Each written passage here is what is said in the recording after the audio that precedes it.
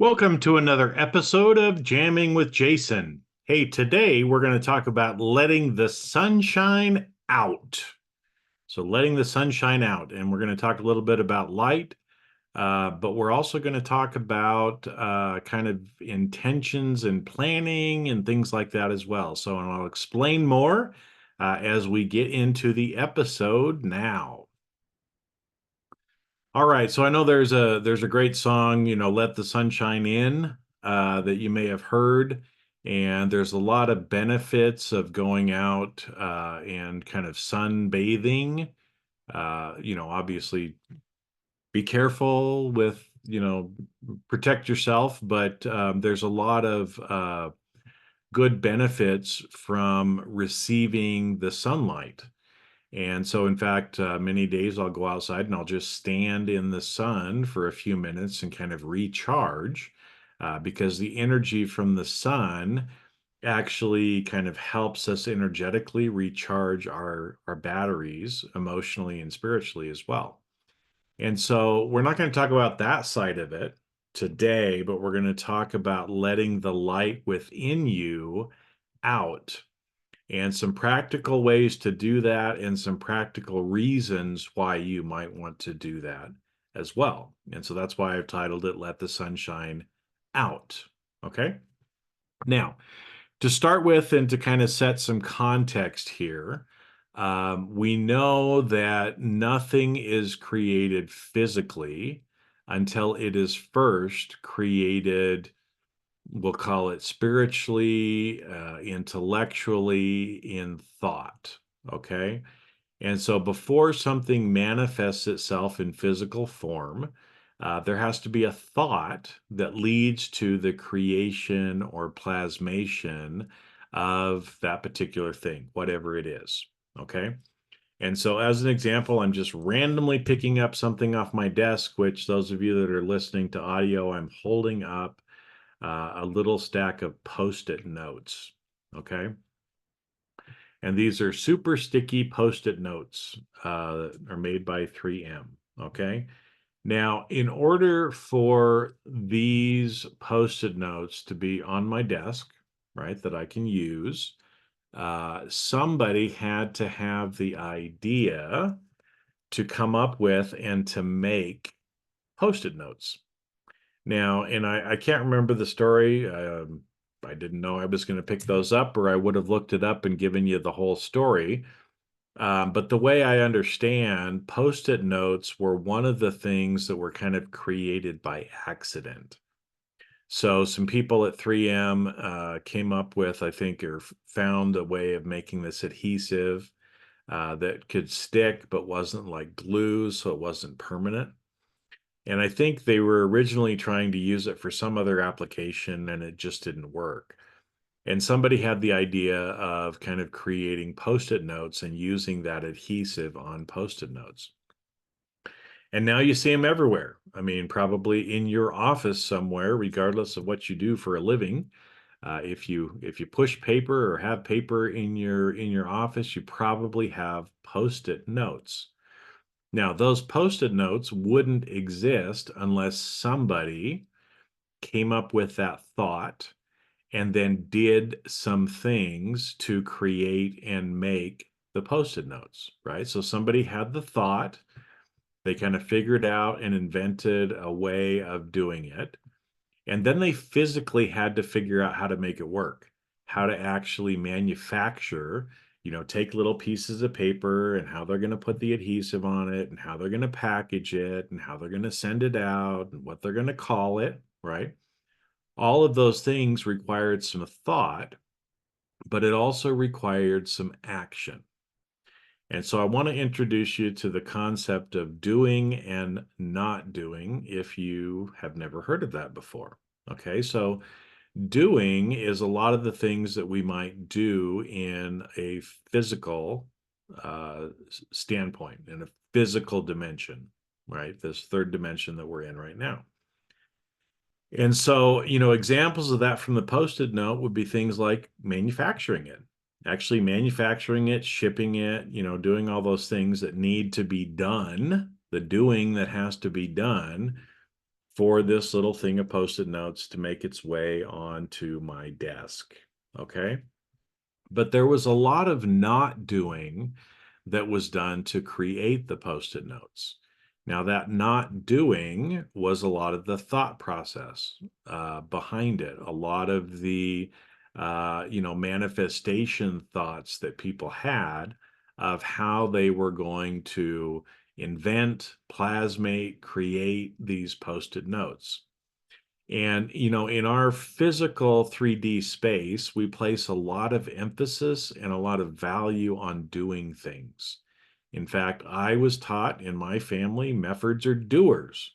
So we go out and we do a lot of stuff, right? We're very industrious. We were taught to be that way, and we just get stuff done. Okay, that was what I was taught. But what I've also learned is that the not doing is probably even more important than the doing. In fact, the right not doing leads to only having to do a little bit of doing to have those things come into life. So, share a couple of other stories, kind of with you about this, because I think a lot of times when you're sitting or you're doing not doing, people don't think you're doing anything, but actually you're doing some of the most important work that is out there.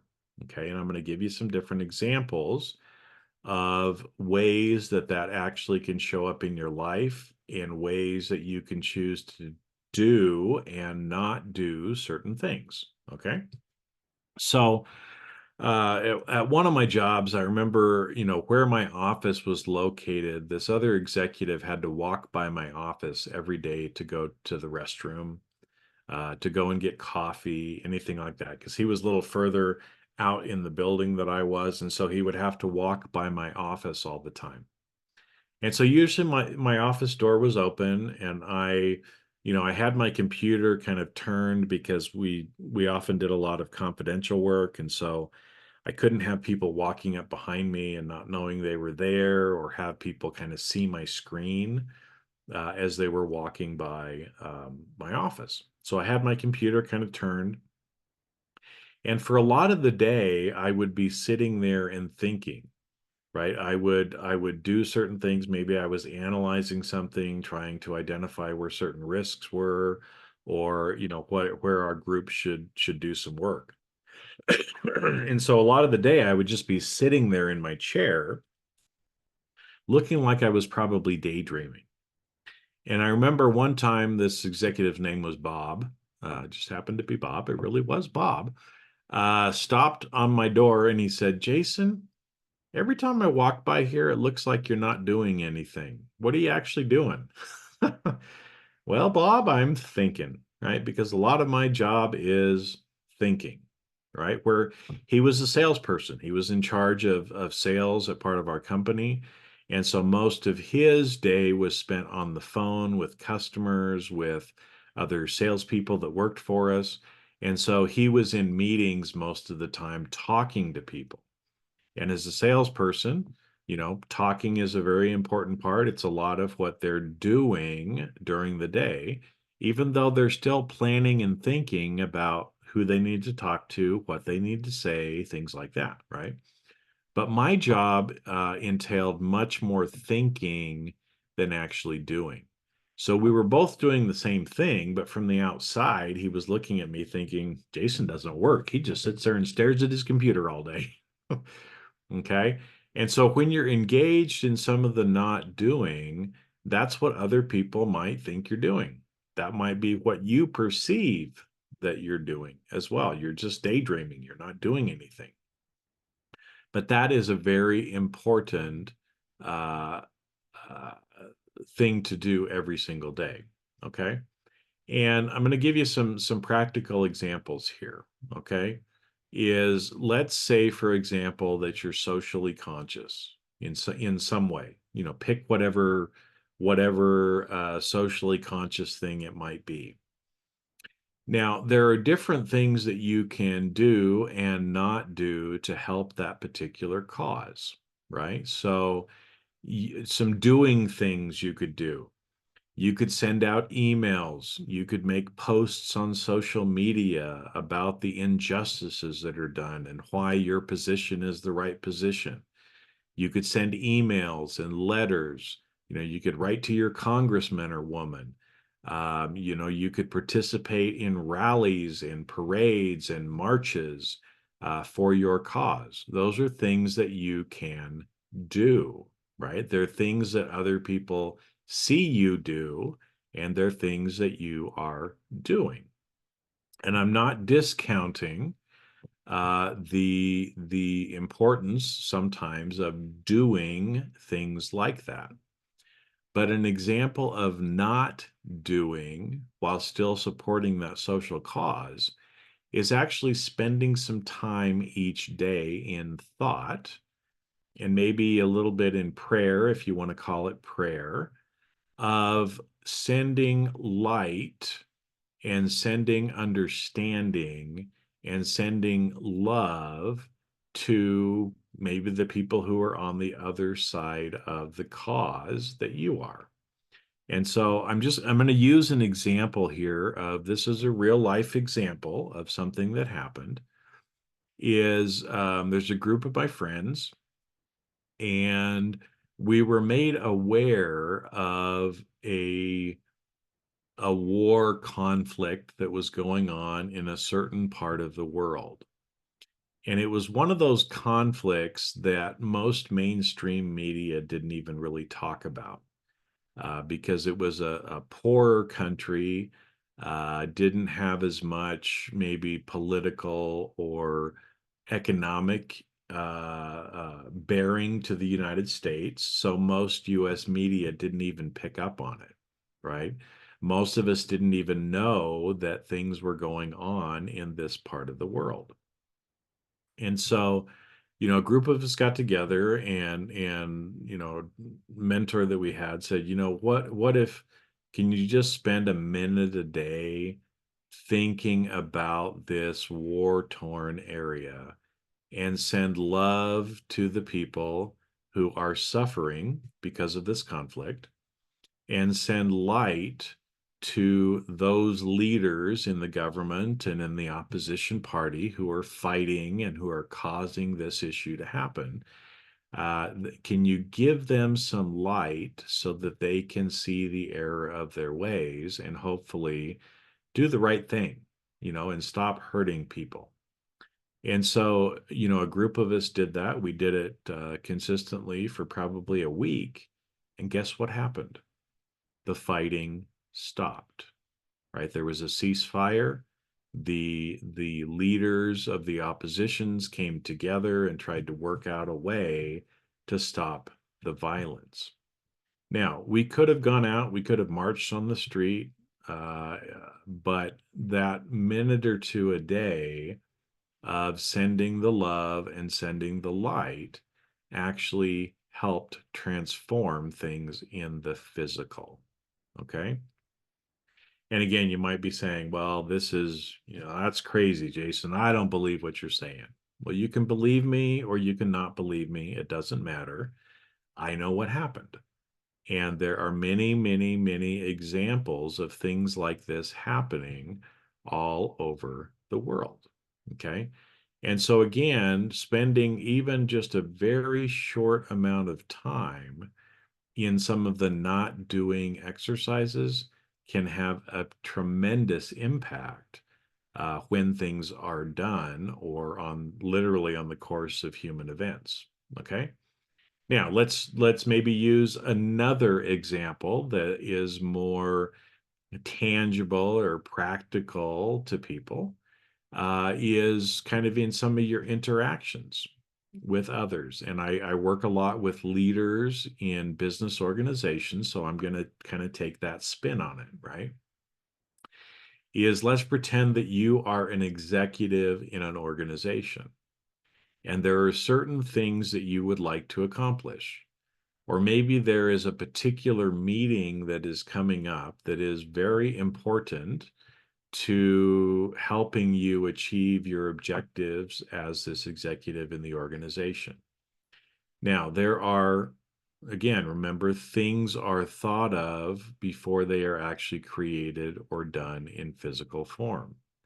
And so you can spend some time either worrying about the meeting and thinking about all the things that could go wrong in that meeting, and place a lot of energy and attention on things that could go wrong and things you are afraid of happening. You can do that. And most people, that is what they do. And then they get into the meeting, and guess what happens? Their worst fears come to pass. Why? Because they spent time in the not doing, and they actually created the situation they didn't want to happen because they placed so much time and energy on the things that could go wrong. So, how could we do this differently?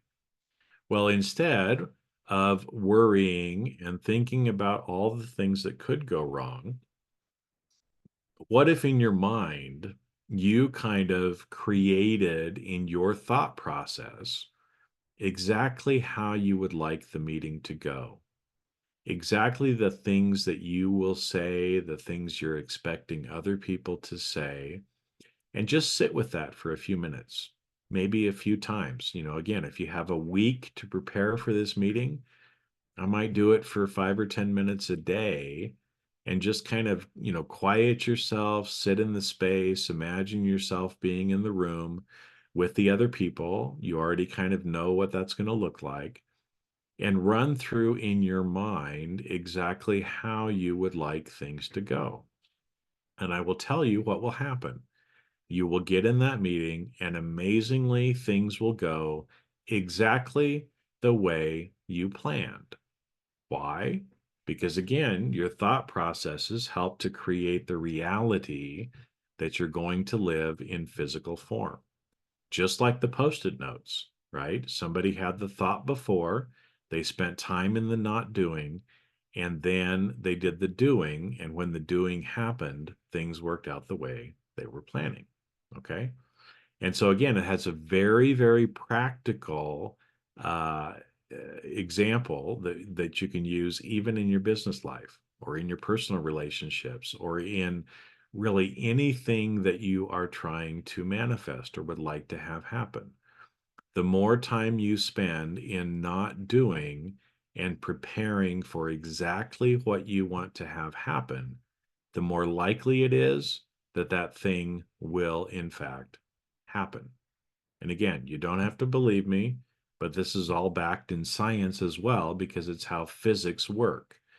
The actual manifestation in physical form is based on the observer and what the observer expects will happen.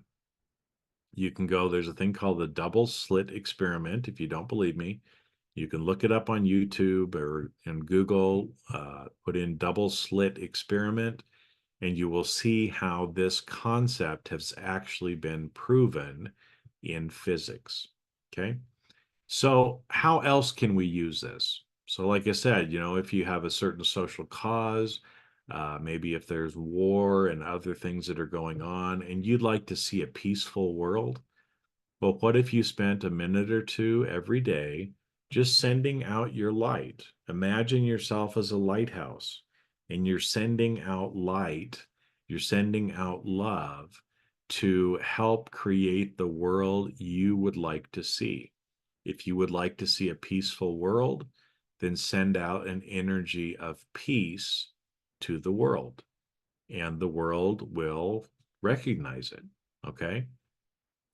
And it's not that when you're doing this that you're actually uh, you're not imposing your will on anyone, but you're allowing people to use the light that you're sending to make different decisions. And so, in that example that I gave you about that conflict in that certain part of the world, by sending light to those leaders, it was like there were a bunch of people standing around them with flashlights shining light on the particular situation so those leaders could see better what was actually going on and could make better decisions because they could see things better in the light. Okay. Another example of this that I want to share, an example from my family as well, is because I told you, earlier, Meffords are doers. We like to do things. And so it's often hard for us to learn how to do more of the not doing. Okay. And so this is an example from my father. He's 91 years old. He's still kicking along great. But he obviously can't move like he used to. He's a little bit unstable sometimes. He can't drive as well as he used to. And so there's a thing in the Mormon church, because I grew up as a Mormon, where one of the things that they do is they assign people to visit other families in the church. And so we call this home teaching. And so what would happen is, usually it was men who were assigned to certain families, and they would take either another man with them or a younger, 14 or older boy with them. And their job was to watch over and go visit these other families, make sure everything was okay. If they needed anything, to help them with it, kind of be a first point of contact if they needed help with something. And usually, you'd show up and you'd kind of share a message with them and you'd talk with them and just check in and make sure everything was okay. And so my dad has done home teaching for a lot of years. He would go over and visit people. And as his health got worse, right, as he got older, the people in the church said, we don't need you necessarily to go visit people because we know that that can be difficult for you. But here's a list of people, and we would just like you to pray for these people. Now, my dad at first, and I think even still, felt kind of useless of, no, I'm a Mefford. I'm used to doing. I can still get out of the house. I need to go visit these people because I got to do the visiting. And what he's having a hard time understanding, that I am still learning myself, is that just like we've been talking about through this whole episode, the not doing and spending some time actually praying for, in however way you pray, or thinking about, or sending light, or sending love, or whatever the term is that you choose to use, a few minutes a day of doing that has a much greater impact than the doing actually does. And the reason this came up, I was talking to my sister yesterday about it, and the whole concept that, again, in my opinion and what I have seen from my experiences, is the not doing is more important than the doing. And so, if you ever get feeling maybe like my dad, where it's like, no, I got to be doing, I'm worthless if I'm just not doing. Well, just stop and pause a little bit and realize and remember, please remember, that the not doing is more important than the doing.